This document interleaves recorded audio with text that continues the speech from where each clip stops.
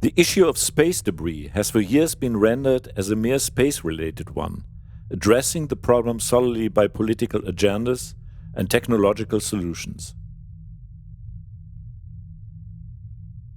Now and then, however, the focus has also shifted to the earthbound consequences, the so-called spacecraft symmetry, an area where space debris is more or less deliberately disposed after re-entering the atmosphere.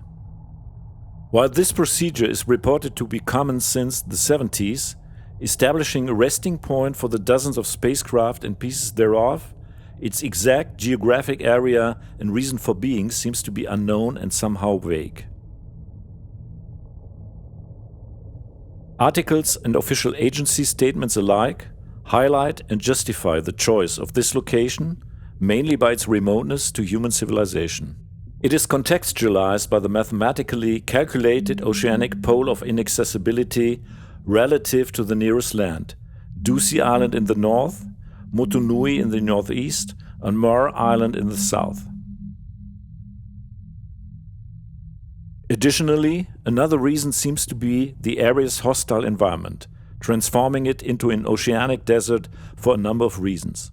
A comparably high level of UV and isolated nutrient upwelling, resulting in a low level of phytoplankton, a key part in the health of oceans' ecosystems. While both geographic as well as biological parameters seem in fact comprehensible and validatable, the description of this area as graveyard or cemetery is quite misleading. It gives the impression of a geographically defined and mutually agreed administrative area with regulations to where and under which requirements spacecrafts are buried.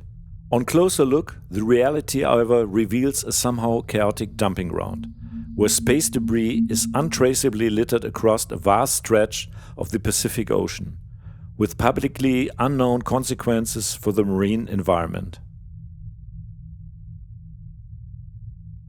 Throughout various scientific and regulatory documents of space agencies, NASA and ESA, as well as individuals within the field, geographic definitions of the spacecraft dump are mentioned in various, more or less specific ways. While the European Space Agency defines an area stretching from New Zealand in the west to the Chilean coast in the east, known as South Pacific Ocean Uninhabited Area, NASA simply refers to the South Pacific Ocean as such. The latter is further underlined by possible ground tracks for predicted re-entries, which eventually intersect with ESA's SPUA. Despite the lack of common public definition of an exact area and terminology, the bounding box established by ESA can nonetheless be assumed to be of valid definition, especially under consideration of the quantitative analysis of re-entered space debris in this area. Though mapping the final position of space debris in the depth and width of the oceans is like searching for a needle in a haystack, often without knowing the needle in the first case. A process based almost exclusively on predictions and probabilities in relation to the constant surveillance of space. While the human eye alone would be incapable of providing a space situational awareness, international networks of ground and space-based sensors help keeping track of human-made space objects of all kind. At the forefront of this process is the United States Space Surveillance Network, under the control of the US Space Command. Consisting of optical telescopes, radar stations as well as space-based sensors, the network's operational hub at Vandenberg Air Force Base, California, provides a constant picture of the space environment. While the American effort of space surveillance dates back to the early 60s and has always been tightly linked to missile defense strategies, a European initiative only became effective from 2015 onwards. In its surveillance test and validation center in Spain, the European Space Agency merges the various data flows of the contributing facilities across Europe and exchanges this information also with other actors.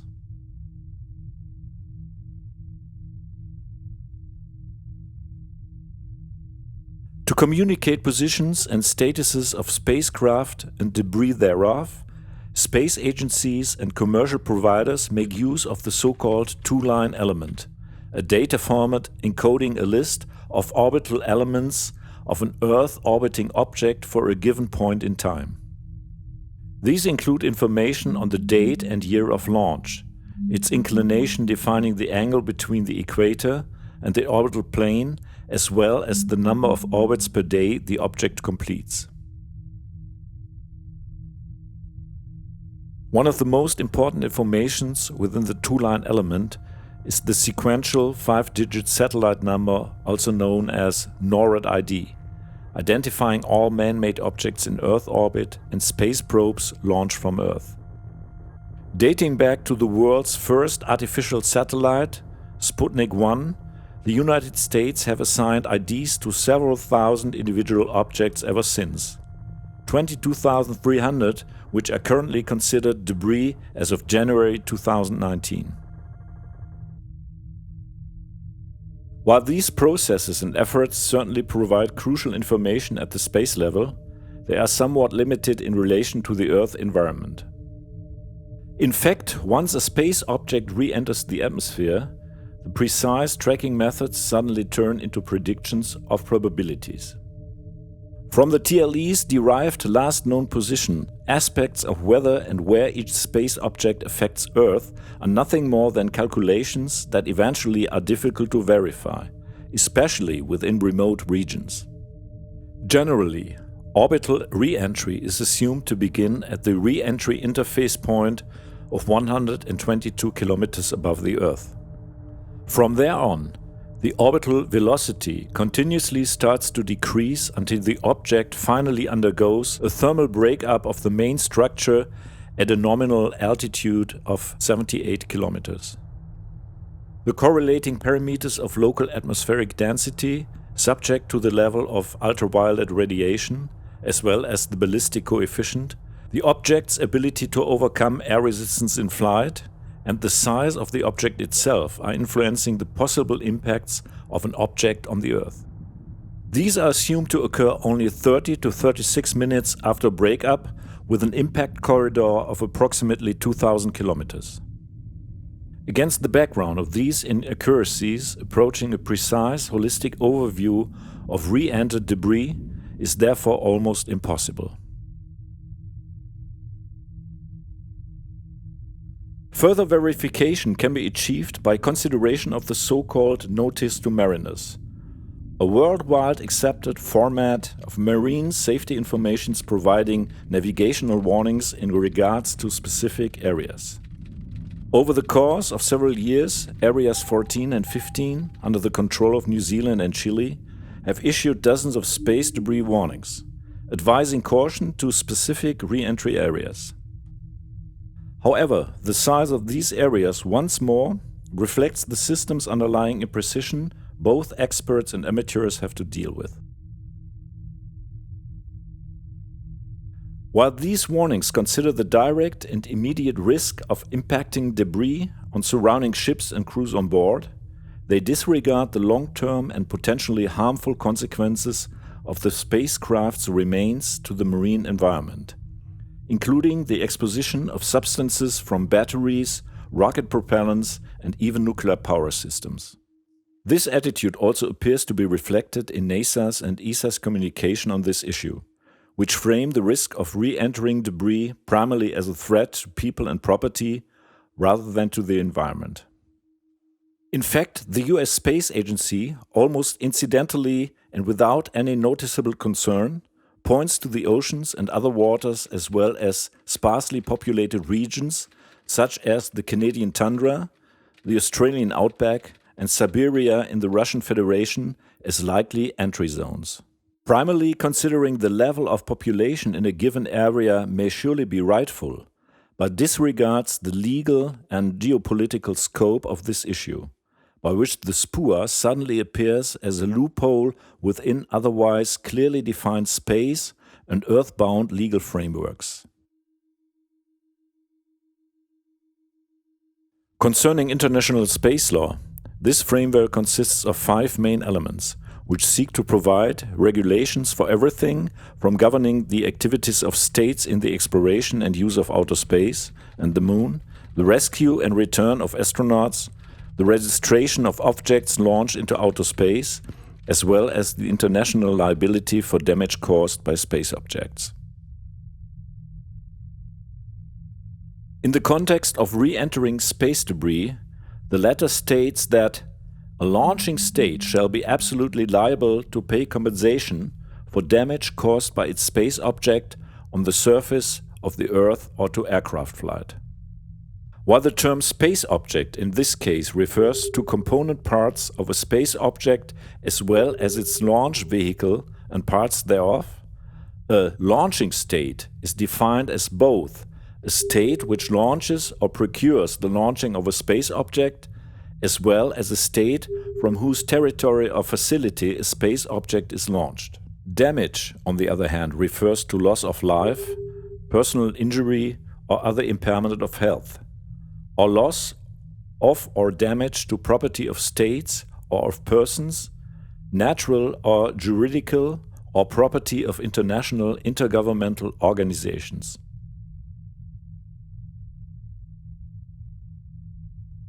Although theoretically defined, the Convention's applicability had yet first to be verified, a status which was changed by the Cosmos 954 incident, in which a malfunctioning Soviet spy satellite had fallen from orbit and crashed into the atmosphere of the remote Canadian wilderness near Great Slave Lake.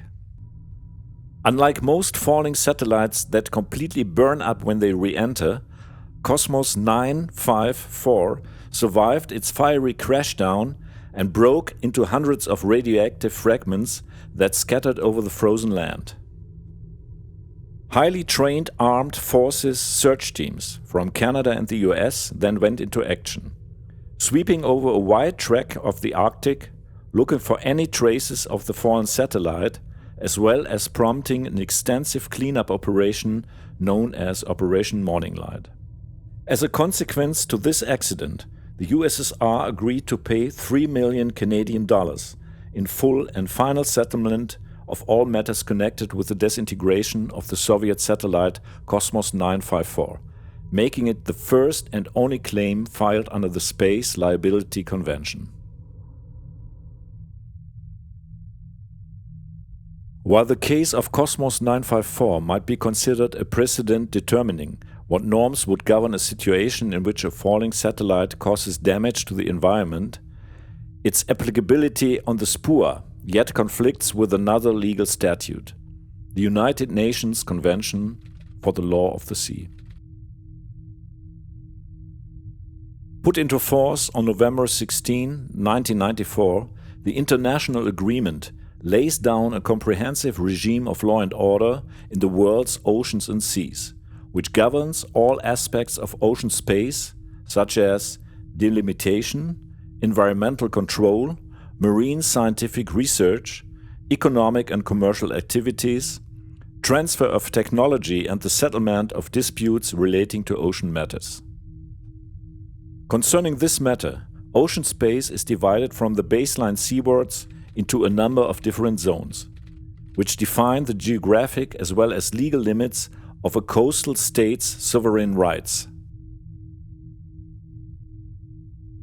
Within a maximum of 200 nautical miles, the so-called exclusive economic zone, states are granted full rights to explore, exploit, conserve and manage the natural resources therein, as well as jurisdiction in regards to the establishment and use of artificial islands, installations and structures, marine scientific research, and most importantly, the protection and preservation of the marine environment. Far out in the Pacific, the SPUA, however, is beyond any exclusive economic zone and instead falls within the legal category of the high seas, which, open to all states, whether coastal or landlocked, grant freedom of navigation, overflight, as well as scientific research. Outside any national jurisdiction, access and use of these bodies of waters is theoretically defined, yet hard to govern and oversee, especially in the absence of witnesses and rapid flow of evidence. And even in the unlikely case of the contrary, negotiating harm caused by space debris wouldn't be applicable to any part of the UN law of the sea. In fact, while aspects of pollution and dumping are clearly defined under Article 1, paragraph 4 and 5, they refer only to vessel, aircraft, platforms, or other man-made structures, yet not specifically to artificial space-based objects. While obviously human-made, it's unclear whether a sunken space object may legally fall under these definitions, and most importantly, if it can be considered a form of pollution in the first case. This in turn depends on various criteria. Has it been introduced by man, directly or indirectly, and does it consist of substances and energy? Certainly yes. Its deleterious effects to the living resources or marine life, albeit imaginable, however, are neither proven nor knowingly researched. As a consequence of this legal elusiveness and subsequent lack of applicability on the law of the sea, the issue of responsibility and liability of re-entering space debris in the high seas reflects a legal dilemma between two major international agreements. While space law technically excludes the marine environment of the high seas in general, the law of the sea doesn't specifically address space-based objects as a form of pollution. A legal loophole which ever since the beginning of spaceflight has been used but not been closed yet. Whether deliberately or without any intent remains unclear.